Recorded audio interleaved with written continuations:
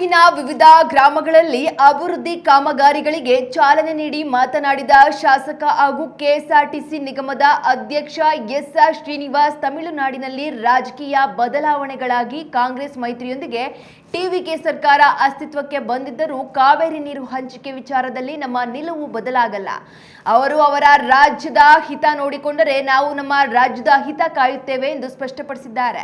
ಇದೇ ವೇಳೆ ಪಂಚ ರಾಜ್ಯಗಳ ಚುನಾವಣೆ ಬಳಿಕ ಬೆಲೆ ಏರಿಕೆ ಬಿಸಿ ತಟ್ಟುವ ಸಾಧ್ಯತೆ ಇದೆ ಎಂದು ಭವಿಷ್ಯವನ್ನ ನುಡಿದಿದ್ದಾರೆ.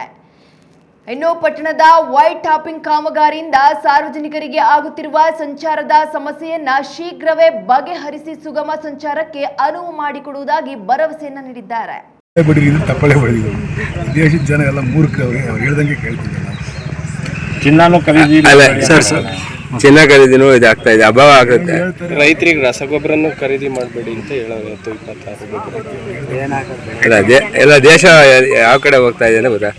ಏನು ಮಾಡೋಕ್ಕಾಗಲ್ಲ. ಈಗ ಯುದ್ಧ ನಡೀತಾ ಐತೆ, ಪ್ರಾಂತ್ಯದಲ್ಲೆಲ್ಲ ಯುದ್ಧ ನಡೆಯೋದ್ರಿಂದ ಆಟೋಮೆಟಿಕಲಿ ಎಲ್ಲ ವಸ್ತುಗಳು ಜಾಸ್ತಿ ಆಗಿದೆ. ಈಗ ನಮ್ಮಲ್ಲಿ ನೋಡಿ ಎಲ್ಲ ಟಾರ್ ರಸ್ತೆಗಳು ಹಾಕಿದ್ವಿ. ಟಾರು ನಾವು ಎಸ್ಟಿಮೇಟ್ ಮಾಡಿದಾಗ 34,000 ರೂಪಾಯಿ, ಈ 1,05,000 ರೂಪಾಯಿ ಆಗೈತೆ. ಎಲ್ಲರೂ ಕೆಲಸ ಪೂಜೆ ಮಾಡಿದ್ದೀವಿ, ಕೆಲಸ ಹಿಡಿರು ಅಂತಂದರೆ ಟಾರ್ ರೈಸ್ ಜಾಸ್ತಿ ಆಯ್ತಾನ, ಯುದ್ಧ ನಿಲ್ಲಿ ಅಂತ. ಈಗ ಇದ್ರ ಎಫೆಕ್ಟ್ ಎಲ್ಲ ರಂಗದಲ್ಲೂ ಆಗಿದೆ.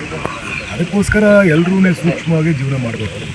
ಅದು ಅರ್ತು ನಾವು ಮೊದಲಿದ್ದಂಗೆ ಇದ್ದರೆ ಎಲ್ಲರೂ ಸಿಗಬೇಕಲ್ಲ. ಈಗ ಗ್ಯಾಸ್ ಸಿಗಲ್ಲ, ಪೆಟ್ರೋಲ್ ಸಿಗಲ್ಲ ಮುಂದಿನ ದಿನದಲ್ಲಿ. ಈಗ 5 ರಾಜ್ಯಗಳು ಚುನಾವಣೆ ಇತ್ತು ಅಂತ ಹೇಳ್ಬಿಟ್ಟು ಇದುವರೆಗೂ ರೈಸ್ ಮಾಡಿರಲ್ಲ ಪೆಟ್ರೋಲ. 15ನೇ ತಾರೀಕು 20ನೇ ತಾರೀಕು ಜಾಸ್ತಿ ಮಾಡ್ತಾರೆ. ಚುನಾವಣೆ ಮುಗೀತಲ್ಲ, ಈಗ ಜಾಸ್ತಿ ಮಾಡ್ತಾರೆ. ಅದರಿಂದ ಎಲ್ಲರಿಗೂ ಎಫೆಕ್ಟ್ ಆಗುತ್ತೆ.